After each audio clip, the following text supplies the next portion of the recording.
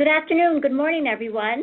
Welcome to our webinar, Sharing Outcomes for the Dissemination of Evidence-Informed Interventions Initiative.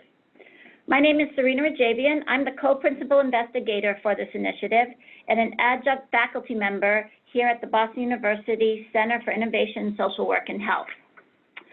Before we get started, just a couple of housekeeping rules.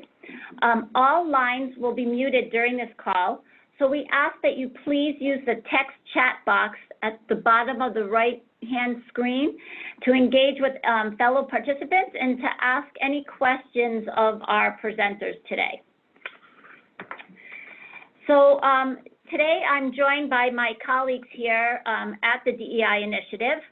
From the Dissemination and Evaluation Center, I have Jane Fox and Alexis Marbach from ACT Associates, and Ellen Childs from Boston University School of Public Health. From the Implementation Technical Assistance Center at AIDS United, we have Alicia Downs and Hannah Bryant. And from HRSA HIV/AIDS Bureau, the SPINS division, we have Corliss Heath, our project officer. So our goals for today, we have 3 goals for you to share information today. One is we're going to describe the implementation of our 4 adapted evidence-based interventions at the various Ryan White HIV/AIDS program recipients that we did through this initiative. We're going to share some resources and implementation strategies for each one of the 4 interventions. And we're going to describe the outcomes and the lessons learned for replication by other Ryan White recipients. Now I'm going to pass it over to Corliss Heath, our project officer from the SPINS Bureau, to share a little bit about the DEI initiative. Corliss? Yes, so the Dissemination of Evidence-Informed Interventions Initiative was funded through the Special Projects of National Significance Program, SPINS, and it was a 5-year initiative which used the implementation science approach. And it adapted 4 previously funded interventions through the SPINS initiative.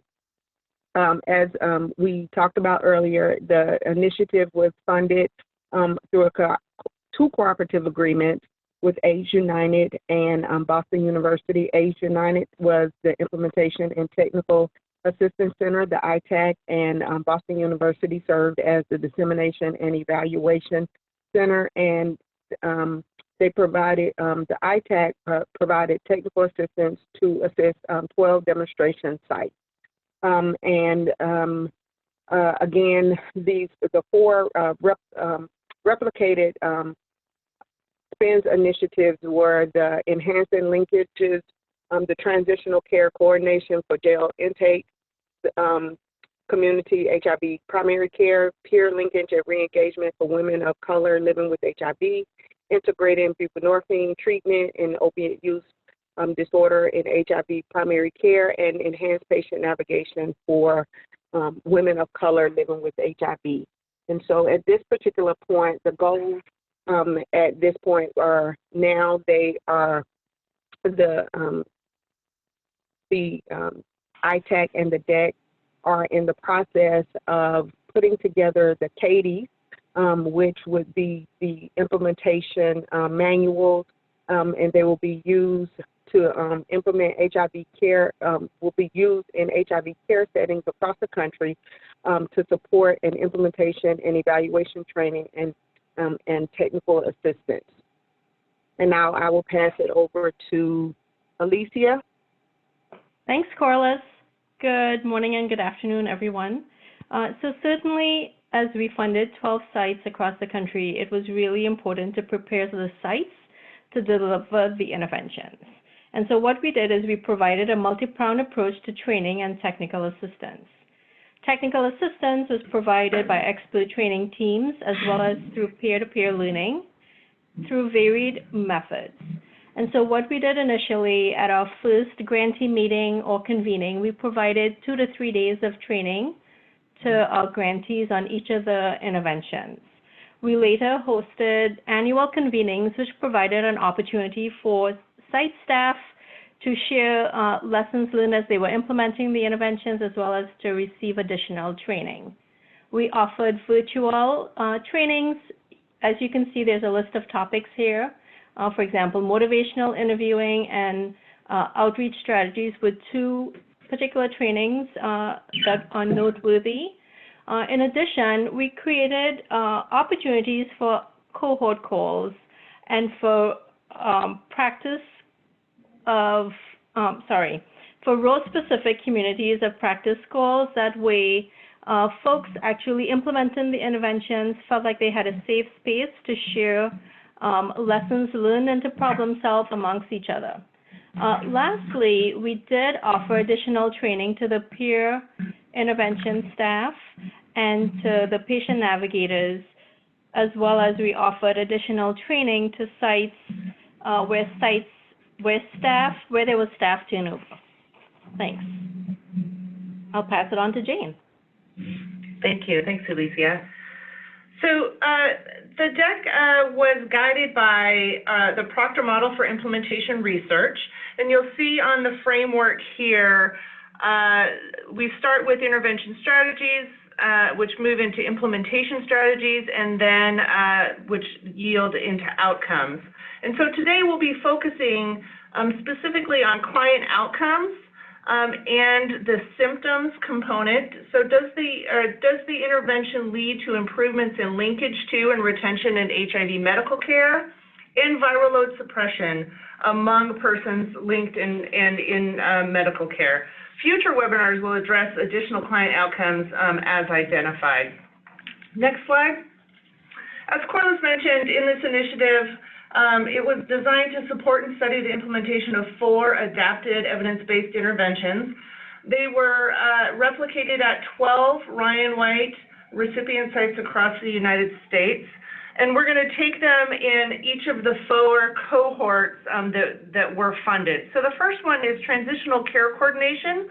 And this is a model to assist clients who are either identified by testing or self-identify as HIV positive upon intake into the jail, and transitioning them into community HIV primary care.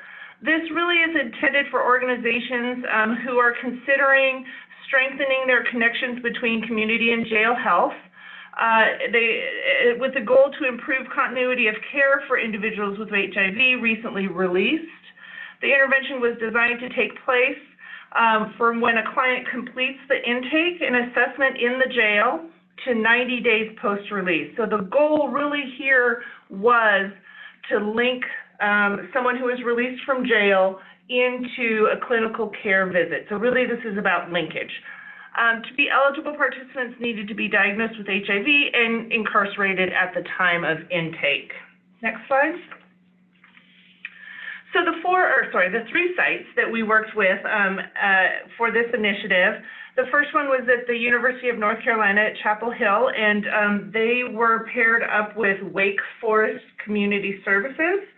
And they really had a high degree of support and buy-in from their local jail system and their jail health administrator, as well as had previous work with the UNC HIV team, who was providing much of the clinical care to clients who were in the jail setting.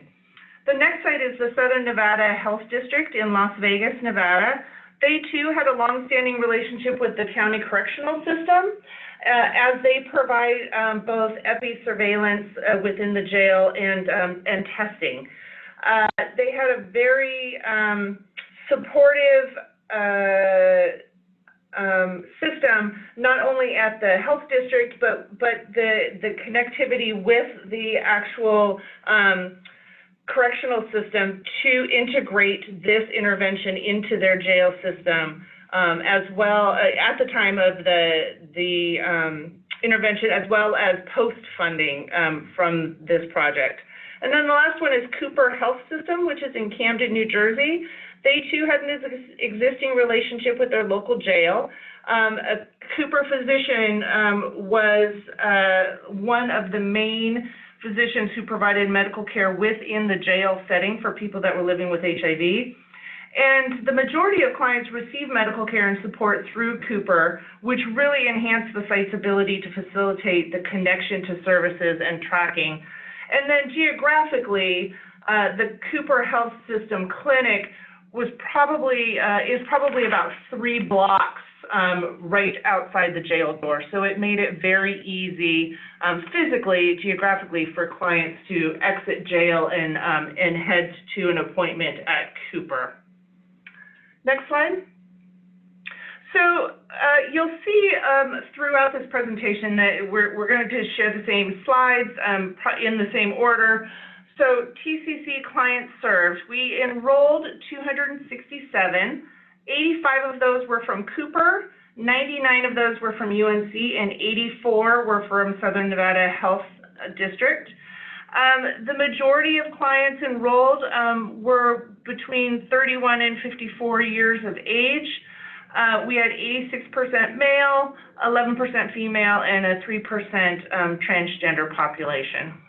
Next slide.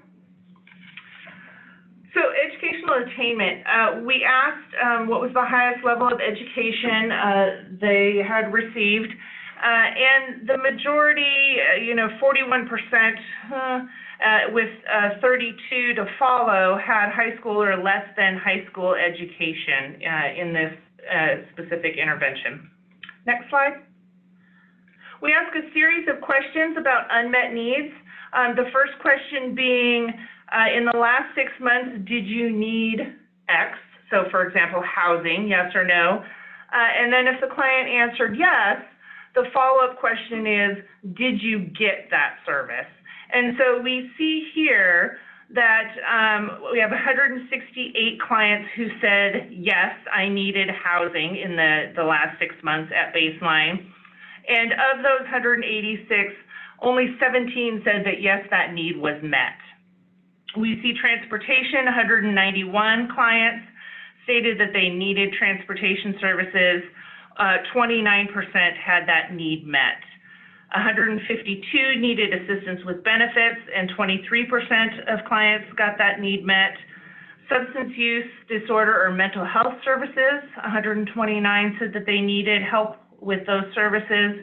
31% reported that that need was met. And then finally, medication. 139 clients reported that they needed assistance with their medication. 46% of them reported that that need was then met, and this was at baseline. Next slide, please. So we ask about trauma. For the other 3 interventions, you'll see that the experiences of trauma was asked at baseline. Because entering jail is a traumatic experience, we decided to not ask that question at baseline while the client is in jail, but to ask it 30 days post-release. And there was a series of questions. These have been aggregated into ever experienced physical harm as a child, ever experienced physical trauma, or ever experienced trauma. And you'll see that 90% of the clients in the TCC intervention had ever experienced trauma, with 76% experiencing physical trauma and 62% experiencing physical harm as a child. Next slide. We ask about housing status. So for the TCC intervention, as they were clearly incarcerated at the time of baseline, the question was, prior to your incarceration, what was your housing status? You'll see here at baseline that 72% reported being stably housed. 30 days post-release, that about 68% reported being stably housed, and 4 months post-release, 70%. It's interesting that we have 22% at baseline who reported that prior to their incarceration they were literally homeless, with 15% at 30 days post-release, and still 12% at 4 months post-release. Next slide. So we also collected a lot of encounter data. So every time one of the interventionists in one of these interventions saw a client or did work on behalf of a client, they filled out an encounter form for that day. So there could be several activities on one encounter form, and they could include an encounter actually happening or an encounter not happening. And those not happening are the moments where an interventionist did work to either search for a client, to reach out to a client, and could not connect nor find them. And so the encounter was not really made, but this is work that was still done by the interventionist. So the average number of encounter forms per month per client was about 1.3. The average activities per month per client was about 3.3, and the average duration per month spent on those activities with the client was about 38 minutes. You'll see that for 247 TCC clients, we had over 3,000 encounter forms. Next slide. So the top encounters being relationship building. Much of what the work of the TCC interventionist did was truly building a relationship with the client while they were in jail, helping them to determine what their plans would be when they got out of jail, where would they go, who would they live with, what's your transportation situation. All of those items that they helped with really needed that foundation of building that relationship first. So we see almost 1,500 encounters around relationship building.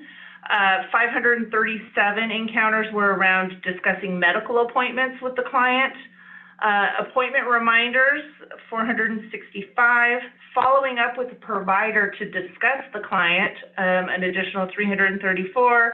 And then finding the client or conducting outreach, 317. Next slide. So what did it look like to link to and retain in care? Now again, this intervention was designed to really link the clients to care.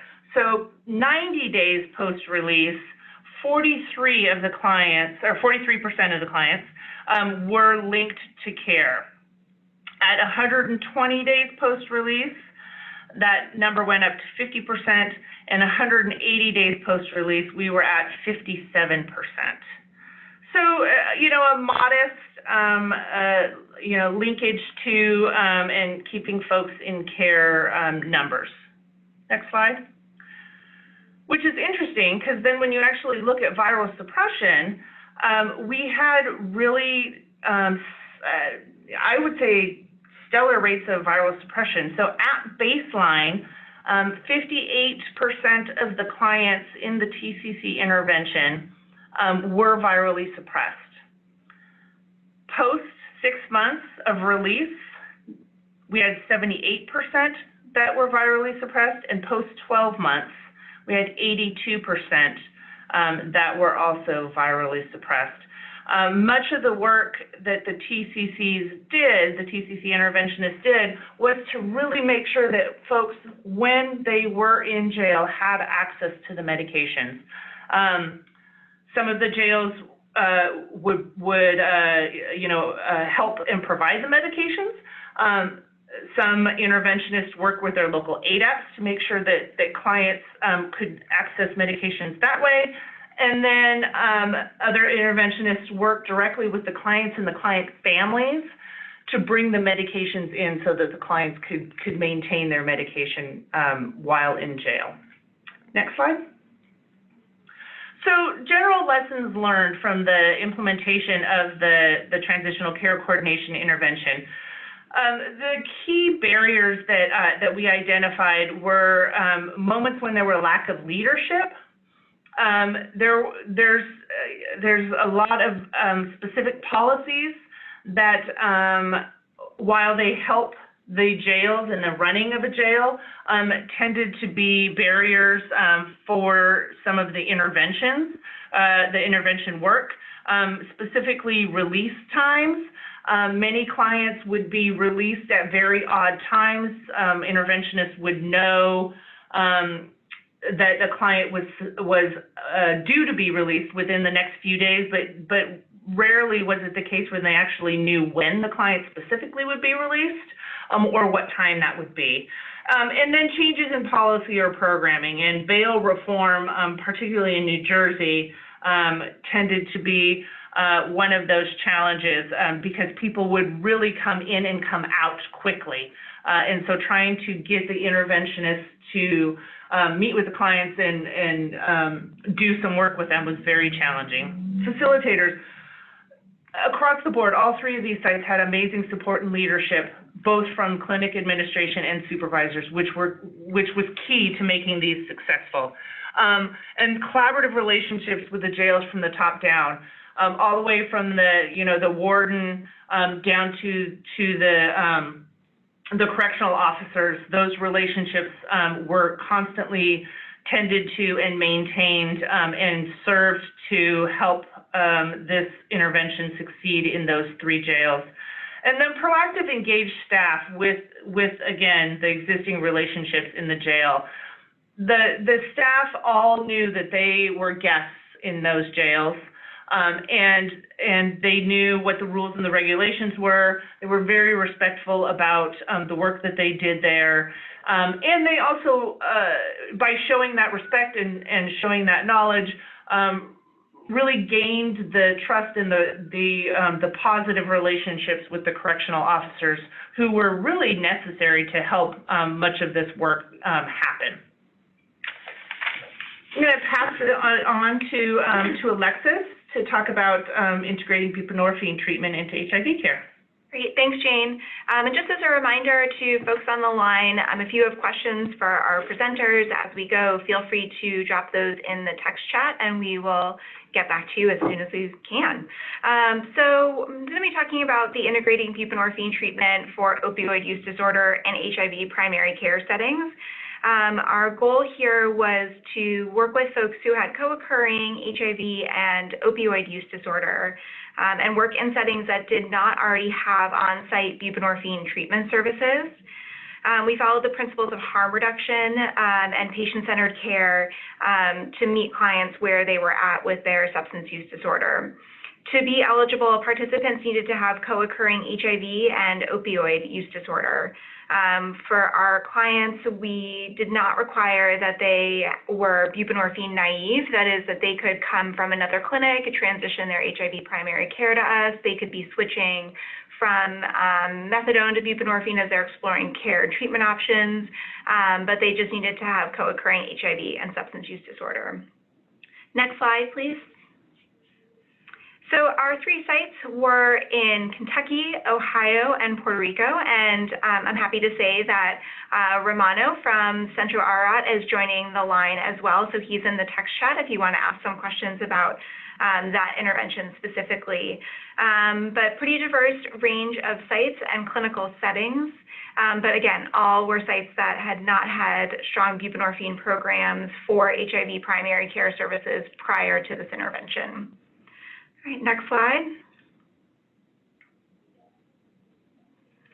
As Jane explained, we'll be going through very similar slides through each intervention, but drilling down to intervention specifics. So for the buprenorphine sites, we had smaller enrollment numbers, and that was mainly because primary prescribers or prescribing providers, in their first year of prescribing buprenorphine, they're only allowed to prescribe to 25 clients, and that's part of a DEA waivered number. So we set the enrollment targets a little bit lower for this group, mainly because of those DEA standards. We had the most folks were between 31 and 54 years of age, and primarily male participants. And then from each site we had, so University of Kentucky, we had 26 participants. At Centro Arat, we had 36 participants. And at Metro Health, we had 32 participants. All right, next slide. I should also say about our demographics, though, that our sites screened way more than that. And a lot of participants said that they were interested in MAT, but they ended up picking a different medication-assisted treatment option, or they weren't ready to start treatment. So the screening number is much higher. The numbers that actually enrolled and stuck with the program were the numbers that I just shared. Educational attainment, mainly centered around high school diploma or GED, and then about 30% was less than high school and about 30% with more than high school. Next slide. So unmet needs in the last 6 months at baseline. So while we're talking about baseline here, I think it's important to note that the unmet needs and the ancillary services are really key to working with this population. The clinical coordinators, who were a central role in this intervention, who worked with the prescribing providers and the clients, spent a great deal of their time tackling these unmet needs. And we'll talk about that in the encounter form data in just a moment. But we had about 52 folks who said that they needed housing. Transportation was something that a lot of our participants said that they were struggling with and was a barrier to them accessing care. I know we keep coming back when we talk about transportation to the University of Kentucky, but they had some really compelling stories of folks who were driving, 4 and 5 hours to get to their clinic so that they could get their co-located substance use disorder treatment and HIV treatment with a provider that they wanted to work with. So transportation, not just, an Uber health ride away, but just long distances and trying to get all of their needs met when they were in the clinic on that day. Other things that, of course, people reported that they were struggling with were substance use disorder, getting their HIV medication, and then a few with basic needs and needing help with utilities. Next slide. This population had high experiences of trauma at baseline. 57% reported that they had experienced physical harm as a child, 70% experienced physical trauma, and 87% reported that they had ever experienced trauma.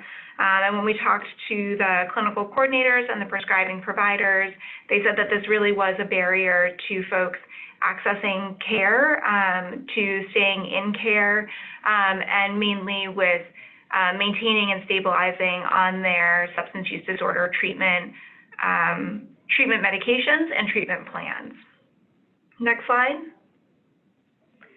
So in our encounter form data, we had about 2,200 encounter forms for just 94 people, so a lot of work went into working with the client served through this intervention. And I should also note that encounter data from the prescribing providers was not captured in the data that you're seeing on this slide. Prescribing providers documented all of their work in the chart abstraction form, and the chart abstraction form is what gives us our viral suppression, our linkage and retention to care information. We asked prescribing providers to just keep their data there so that they weren't filling out a chart abstraction, an encounter form. We knew that asking too much of them in terms of recording data would be a barrier to getting the data that we needed. So looking at the forms that the clinical coordinators filled out, we had one clinical coordinator per intervention, and this was a full-time person who they had diverse backgrounds, either in substance use disorder treatment, mental health treatment, licensed clinical social workers. But the average number of forms per month per client, and this is in terms of encounters that were made, so actual interactions with clients, about 2 forms per month per client. The number of activities, though, is about 9.6 or close to 10. And then the average duration that they spent working with clients per month was about 110 minutes. So even if it was just a small number of encounters, the time that they spent in each one of those encounters was pretty large. Next slide, please. Okay, going to the top encounters, we had relationship building, providing appointment reminders, conducting monitoring appointments. So monitoring appointments are the appointments when someone comes in and they're just talking about their dosage of buprenorphine, their stabilization on the treatment itself, and assisting with transportation services. Was close to the end there. All right, next slide. So for client outcomes, we chose not to share the linkage to care, retention and care, and viral suppression at this time. We've asked the sites to go back and look through some of their data to help us better understand the connection between their prescription of HIV medications, their prescriptions of buprenorphine medications, and then their visits into the clinic to really understand the linkage between HIV, buprenorphine, and visits and retention in the clinic. So more of that data is coming. We'll have an intervention-specific webinar, which we'll talk about in a moment, coming this spring, and we'll have more data to share at that time.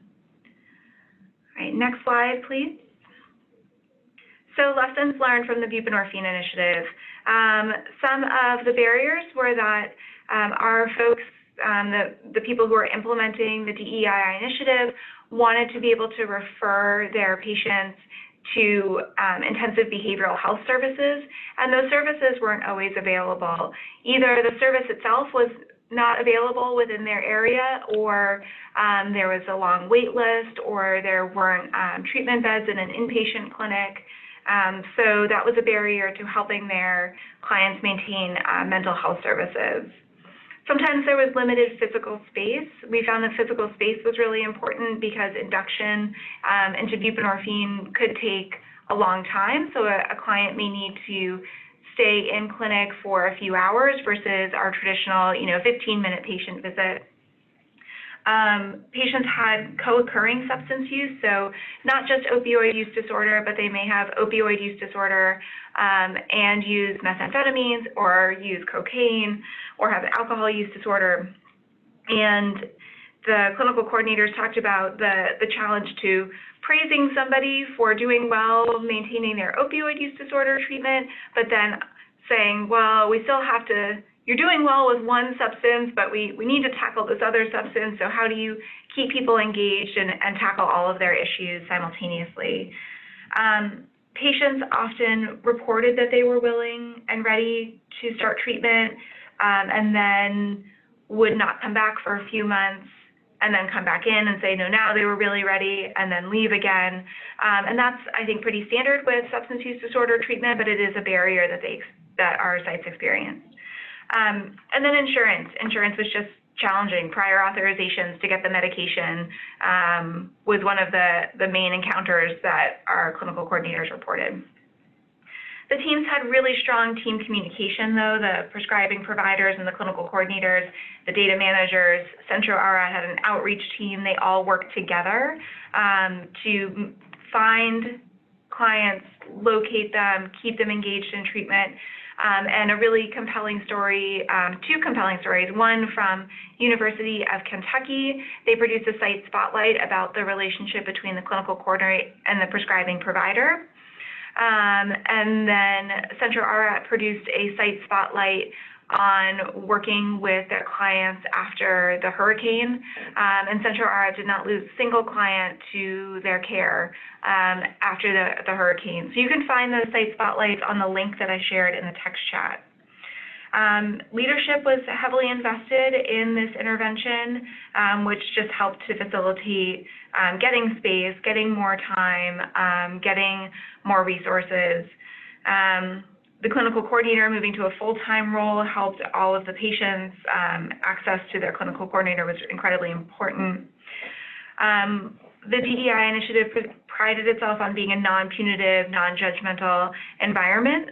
So it was a low barrier access to care. If clients relapsed, they were welcomed back into the clinic with open arms, restarted treatment. They were just knew that the treatment option and the treatment space was a safe place for them. And then the intervention was integrated within the clinic. So staff that had previously done case management with these clients or had struggled maybe on like an outreach team to identify these clinics, they were all alleviated of the burden of trying to track these clients down and provide the high intensity services to them as they were able to work specifically with this intervention team.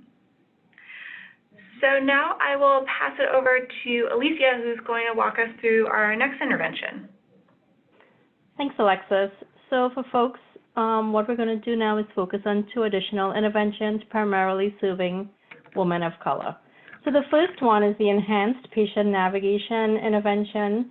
The goal of this intervention is to retain women of color who were living with HIV in primary care through a 6 to 12-month intervention, using navigation services and providing education so that these women became more educated and informed in their HIV primary care. To be eligible, participants had to be out of care for at least 6 months or more, loosely engaged in care, which we defined as having canceled or missed appointments, be not virally suppressed, and having or had multiple comorbidities. Next slide. So 3 sites participated in the patient navigation intervention. The first site was the Family Treatment Center located at Newark, Beth Israel. We know that this is a really large medical facility, and they served over 700 people living with HIV.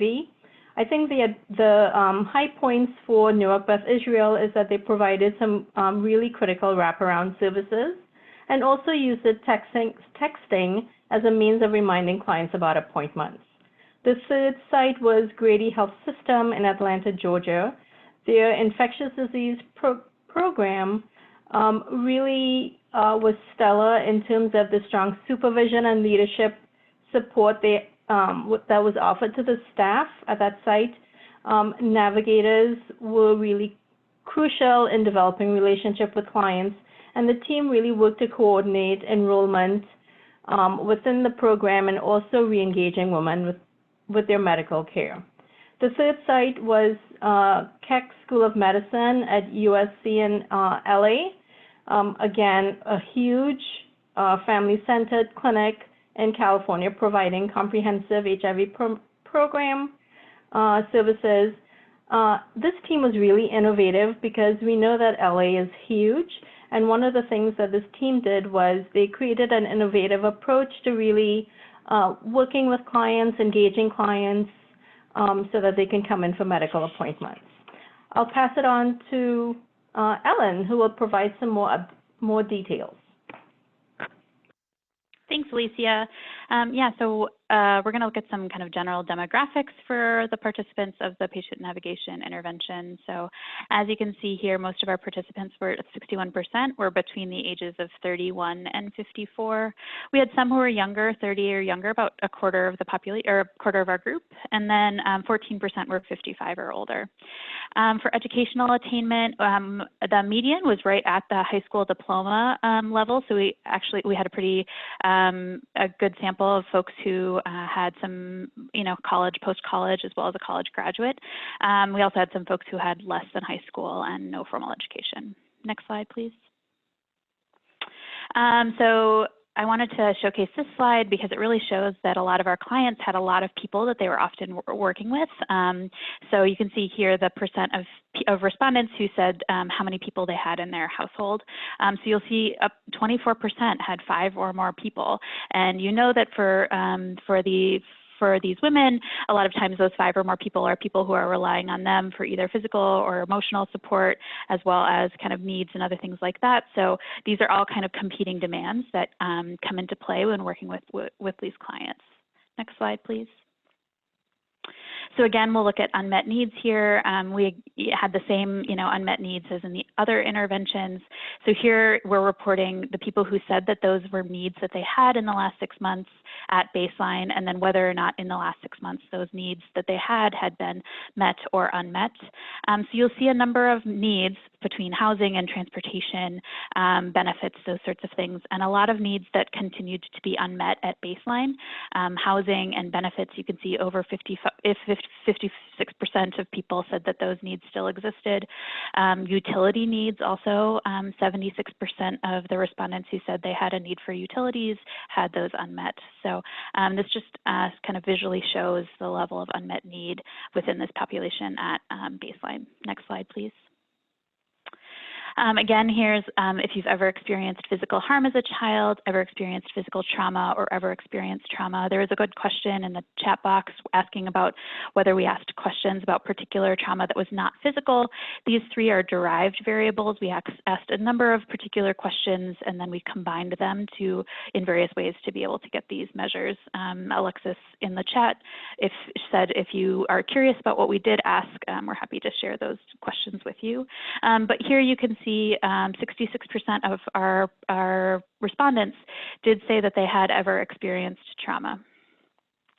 So there's a fair amount of trauma being reported within this group. Next slide, please.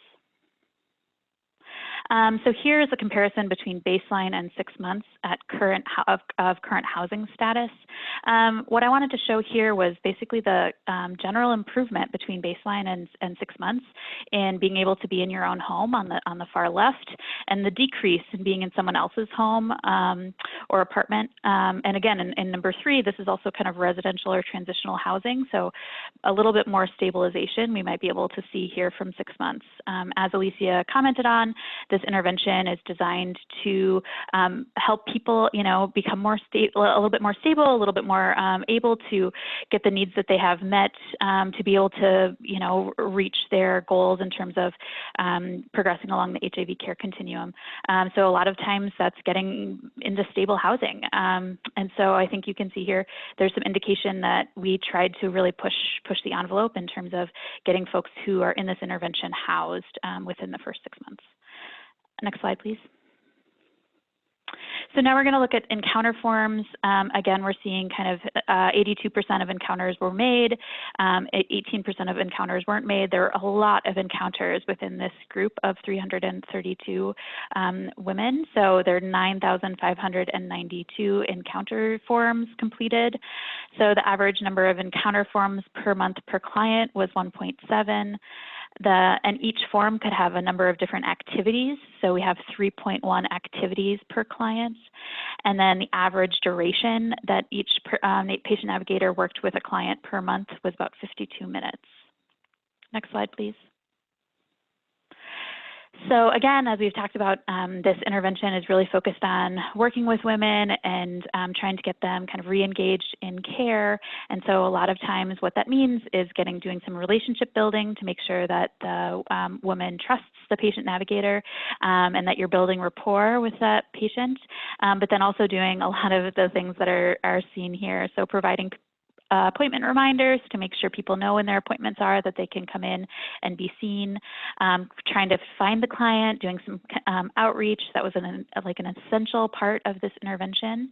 Talking to the provider about what was going on with the patient to make sure that the patient navigator is able to explain or answer any questions that the patient might have. And again, kind of discussing medical appointments and providing some life skills and arranging HIV primary care appointments. Next slide. I do want to highlight some linkage and retention in care. So within 90 days of enrollment, we had 76.3% of individuals were linked to care, and then 74.5% were retained in care, meaning that there were 2 appointments 90 days apart within 12 months. So we think that indicates some success that we were having in being able to keep our women engaged in care and, again, having those 2 appointments at least 90 days apart. Next slide, please. And then here's viral suppression over time. So you can see the baseline compared to post 6 months and post 12 months. So viral suppression at baseline is pretty low. You'll see the N here is 113. That's because for some folks we didn't have a viral suppression rate at baseline. We had to wait until after they had been enrolled. So 6 months, that increases to 65.2%. And then at 12 months, it peters out a little bit, but it's still pretty high. So I think this also indicates a little bit of the fact that a lot of our participants, the intervention was designed to be 6 months. I think the average length of time people were in the intervention was above 10 months. And so by 12 months, there were still a lot of clients who were still engaged with the patient navigators. So we don't kind kind of see that we don't see as much of a drop-off here that we might expect after an intervention because they're still actually engaged with the patient navigator. So we're still doing some analysis to look at trends with this and kind of add more of our information that we've collected and then look at the 18 months data as well. But that's something that I'm curious to look at. Next slide. So there are some lessons learned here, and I'd also like to shout out, we have people on the chat from 2 of our different sites, both from Newark and Grady. So if you have any questions beyond this, what I've presented here, and you want to hear from the sites themselves, I hope that they'll be willing to answer any questions that you have through the chat box. But here are some barriers. So as I think was experienced with the 2 other interventions that we've heard about so far, clients can sometimes experience a lot of challenges, and that can be very difficult for the navigators to navigate and to manage. So as I indicated with kind of the transition to the standard of care, the intervention period ended up being longer than we expected because sometimes clients weren't really ready to transition to the standard of care. And so kind of working out with the client how that happens, I think is something that really needs to be carefully considered. And then as the intervention went on, our patient navigators indicated that the interest of the clients in attending education sessions declined or decreased. So we did have these 6 education sessions that were about kind of all sorts of different topics related to HIV, including mental health and stigma and disclosing your status and HIV 101, those sorts of things. The interest in kind of attending those sessions became, I think, less of a focus as the intervention went on, even though, we as a team thought it was those education sessions and everyone at all of these teams thought they were really important. I think some of the facilitators, the navigators were just outstanding. They were really engaged and highly motivated. They did kind of whatever it took to find and bring in clients to be able to get the intervention. Really thinking creatively about how to do transportation and how to think about outreach was something that really helped folks get through the door. And then we did find that the clinics with these wraparound services tended to hit the ground running faster and were able to do a lot more to support clients. So these kind of medical home spaces were really great at being able to kind of get going pretty early and pretty quickly. I think next slide. Yeah, now I'm going to pass it off to Alicia. Thanks, Ellen. So the 4th intervention is the peer linkage and re-engagement for women of color intervention. The goal was to provide intensive short-term services up to 4 months to increase linkage and retention in HIV primary care. Clients, women who were eligible for the intervention, were those who were newly diagnosed within the past 12 months or were out of care, and that has been defined as having not attended a primary medical appointment in the last 6 months. Next slide. So we had 3 stellar sites implementing this intervention. The first site, Meharry Medical College, located in Nashville, Tennessee, is one of the oldest and largest historical Black academic health centers. The peers at that site delivered the services from the Wellness Center, which is a hospital-based outpatient clinic, and Meharry provided wraparound services to the woman. The second site is AIDS Care Group, located in Chester, Pennsylvania.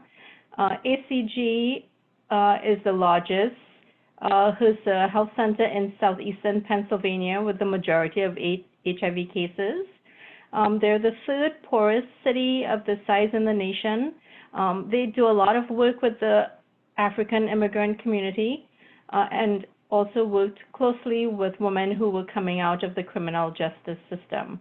The ACG group will tell you that, they had to be flexible and offer Saturday clinics, and they also offered hot meals to clients who come to care services at their clinic. The 3rd site is Howard Brown Health, located in Chicago, Illinois. Howard Brown opened a new clinic in the Englewood community as that community had high rates of HIV infection. The intervention was intended to enroll both cis and transgender women. The staff at Howard Brown led support groups and did a lot of community outreach. as a means of engaging and recruiting women into the intervention. And I'll pass it on to Serena now. Thanks, Alicia. So I'm going to share with you some of the description about our sample of women who were working with peers, and also some descriptive outcomes around the HIV care continuum. So in this intervention, we enrolled a total of 196 women. 80 were enrolled at AIDS Care Group in Chester, Pennsylvania, 65 in Nashville, Tennessee at Meharry, and 51 at Howard Brown Health Center in Chicago. And on this slide, you'll see just some basic demographics. About the vast majority of the women identified as cis female, and we did have about 13% who identified as trans women. And then in terms of, we also had about 15% that were identified as immigrant, being foreign born as well. Next slide.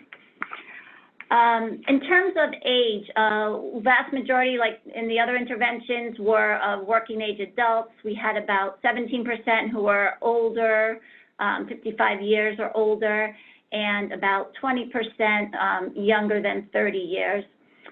And then in terms of education, you can see it's pretty fairly distributed in terms of those. About 1/3 had less than high school, 1/3 had more than high school education, so fairly distributed there.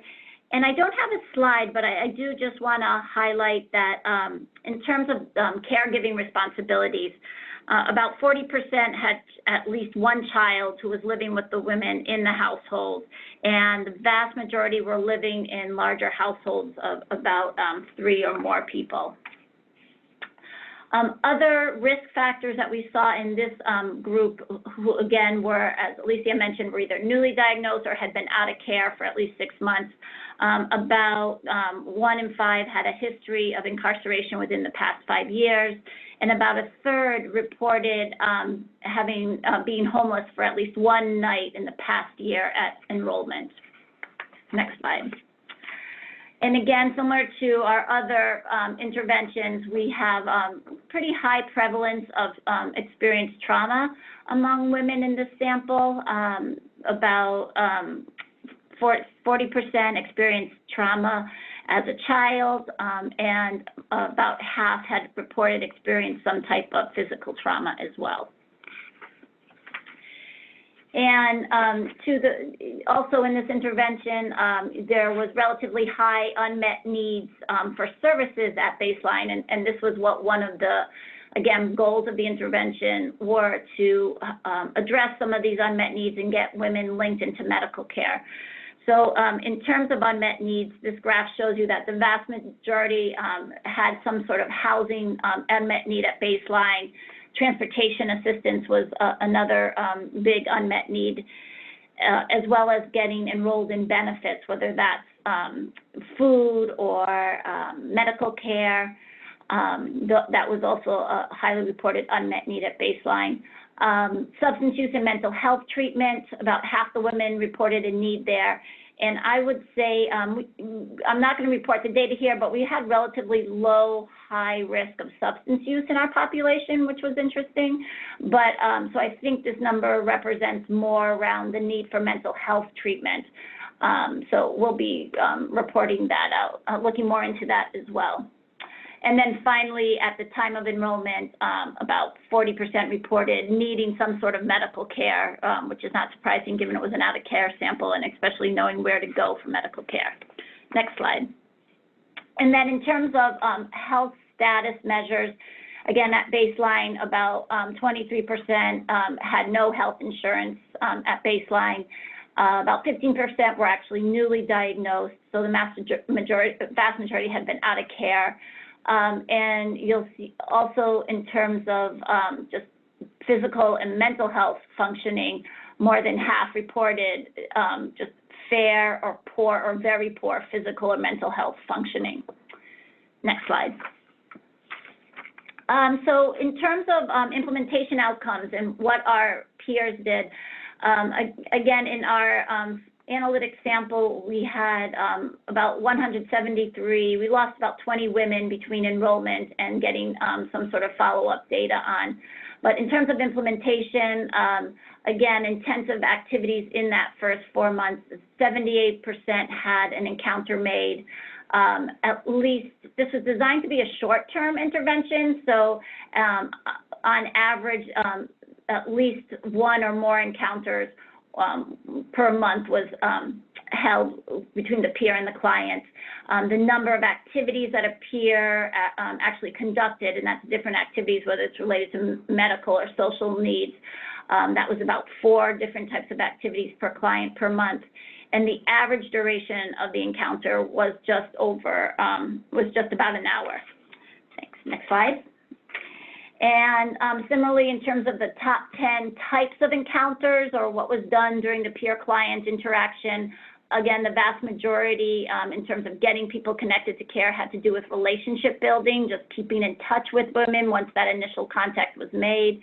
And then coaching on life skills. As I described, this population had high prevalence of unmet need, high prevalence of trauma.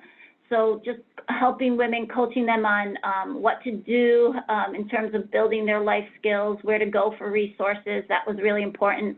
Again, talking about their medical appointments, what to talk about with the doctor was really critical once they were connected with the peer, and encouraging them to get to their medical appointments. Similar to the patient navigation intervention, doing reminders was very important.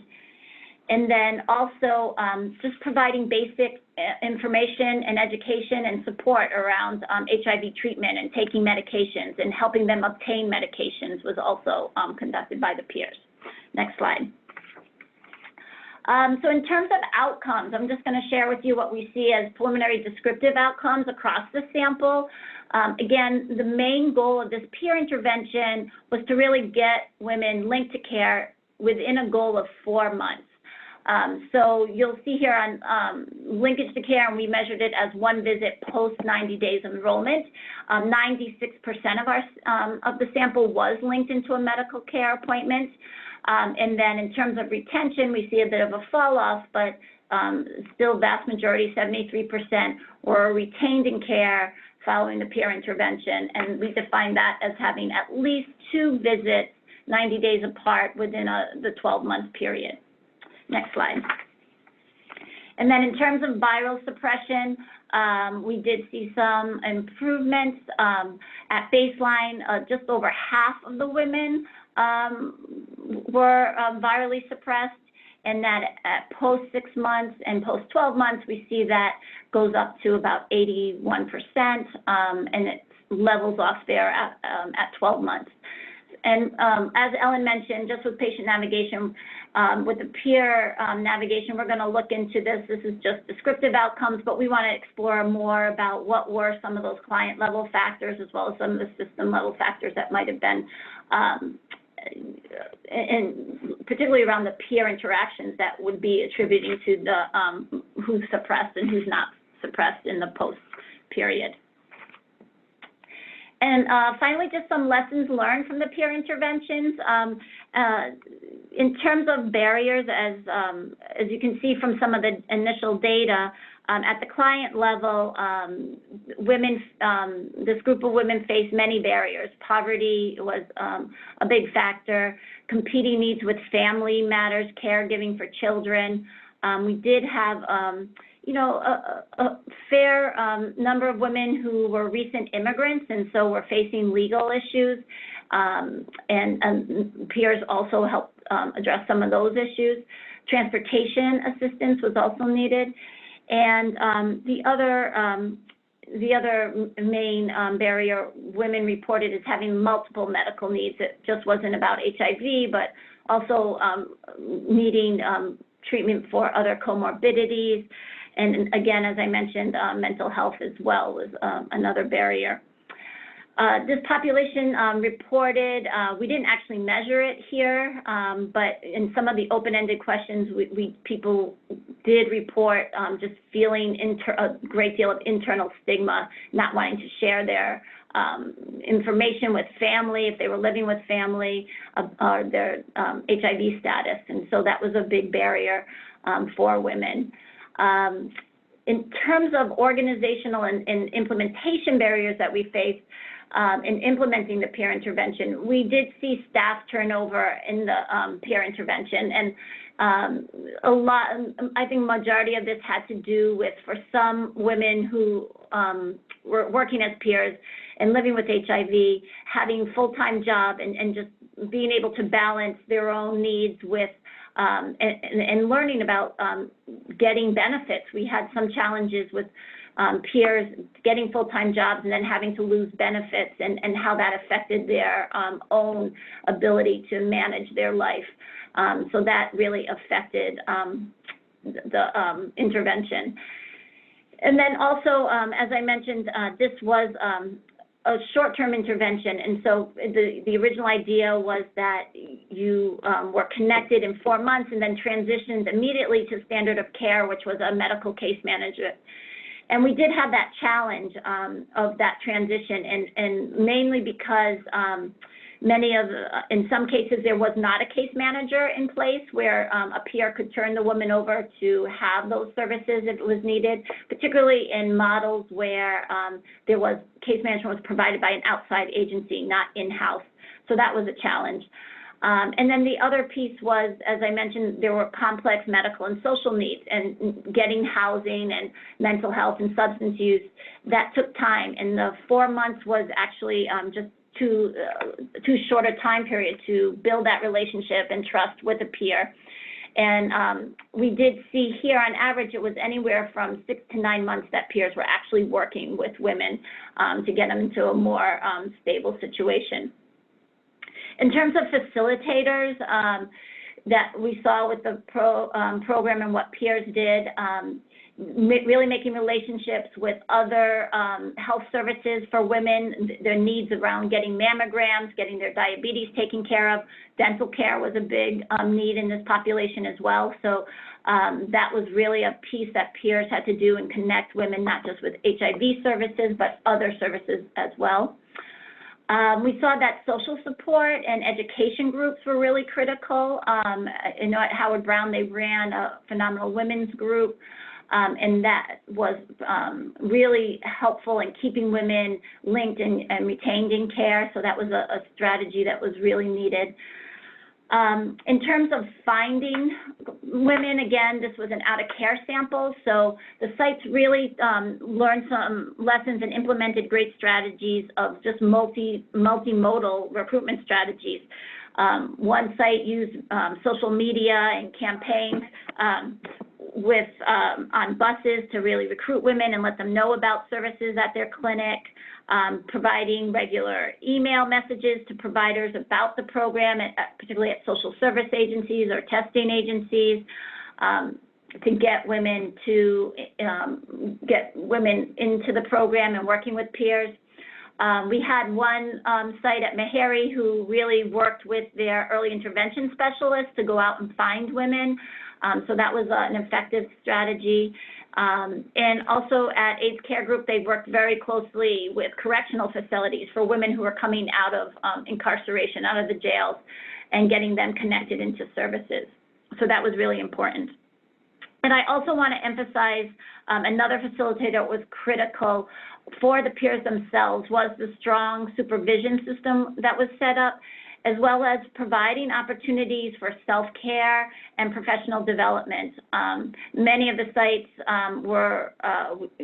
encouraged peers to become active members and present at their planning councils, at national conferences, looking for opportunities to develop their skills around training and addressing trauma in their clients. So this was a really important strategy for keeping peers themselves as part of the team. So that is a highlight. I know very quick about the 4 interventions and some of our preliminary outcomes. But I want to turn it back over to Alicia right now, who's going to share with you some resources that are available for you to learn more about the programs. So next slide. Thanks, Serena. So a huge plug for the Target Center. Go to this website. You're going to find the implementation manuals that drove the interventions that we've described.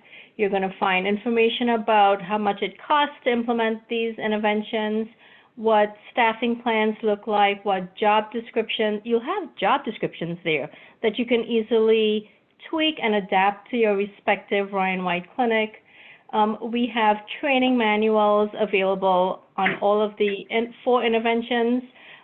Spanish is coming within the next couple of months. We also will have a CATIE, a care and treatment intervention manual that Corliss mentioned at the beginning of the webinar. Those are going to be available spring of 2020, and that will include the intervention manuals and the training manuals. And I know that Corliss wants me to also tell you that within the next 10 months, we're kind of taking the show on the road with some of our sites who will be helping us train other folks from within the Ryan White community on these 4 interventions so that these interventions could be implemented in communities that you belong in. Serena?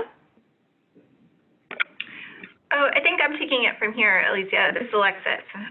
Alexis? I'm ready to step right in. All right, so next slide. Thank you. So our next steps, get the next slide as well, are to keep moving on our qualitative and quantitative data analysis. As I mentioned earlier, we'll be sharing findings through a webinar series. So as each intervention manual is produced, we'll have a corresponding webinar where we'll talk through the intervention manual and we'll talk through patient outcomes. We'll be sharing our findings through peer-reviewed publications. We'll be producing 4 care and treatment interventions, or CATIEs, which Serena will talk about next, and we'll disseminate those through Target HIV. And you can find us at national webinars and conferences throughout the year. So Serena? Sure. So just a reminder of what's to come, what CATIEs are. These are the care and treatment intervention manuals. So there'll be one for each one of the 4 interventions that we talked about today.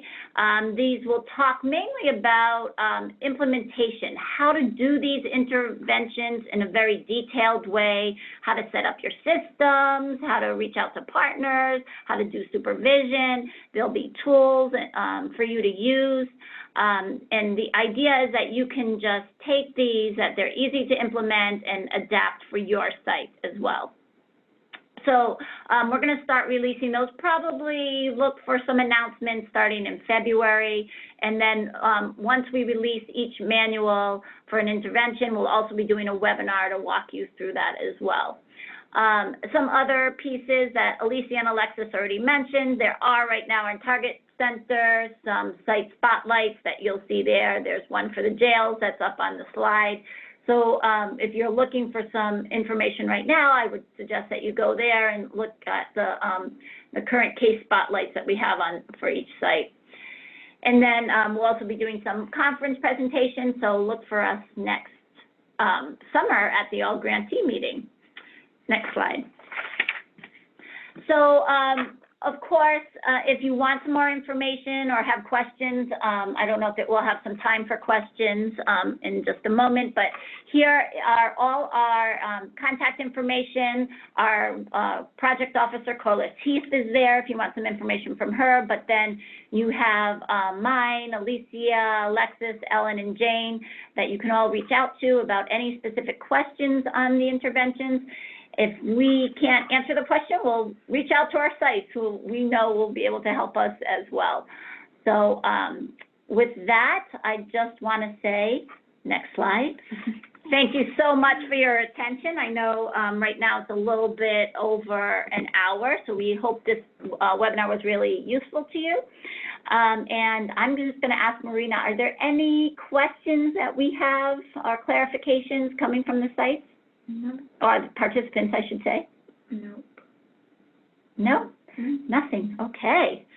Well, if there are no questions that we have to answer at this time, I just want to remind folks that this recording will be available if you want to share it with other sites. We look forward to having you attend our future webinars. And again, please go to the Target HIV website to download any materials.